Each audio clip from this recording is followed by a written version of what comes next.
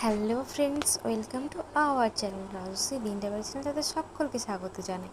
আজ তোমাদের দেখো, আজ এই রাত্রে আমাদের রাতের রানী দেখো ড্রাগন ফুল ফুটে গেছে। এবং এই যে তোমাদের সঙ্গে শেয়ার করেছিলাম যে মার আগমনীর বার্তা যেন আমাদের ড্রাগন গাছে ফুটে উঠেছে, একদম ত্রিশূলের রূপ ধারণ করেছে। তো কাল মহালয়া, তোমরা সকলেই জানো কাল সকাল হতে না হতেই মহালয়ার সেই সুর সত্যি একটা আলাদাই আবেগ।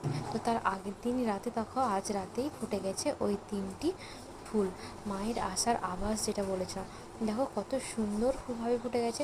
তো কাল মহালয়া, যেহেতু কাল দেবীপক্ষের শুরু, তাই আজ রাতেই যেন একদম হেসে খেলে উঠেছে, একদম যেন মা আগমন হয়ে গেছেন আমাদের ছাদ বাগানে। দেখো কত সুন্দর লাগছে তিনটি ফুল একসাথে একই ডালে। এই গাছটাতে প্রথমেই এরম তিনটি ফুল একসাথে হয়েছে, কারণ এর আগে যতগুলোই ফুল একসঙ্গে তিনটি হয়েছে, ওর মধ্যে একটা একটা কি দুটো রয়েছে, বাকি একটা নষ্ট হয়ে গেছে। কিন্তু এবার দেখো তিনটি একসঙ্গে হয়েছে এবং পুরো ত্রিশূলের প্রতিচ্ছবি ধারণ করেছে।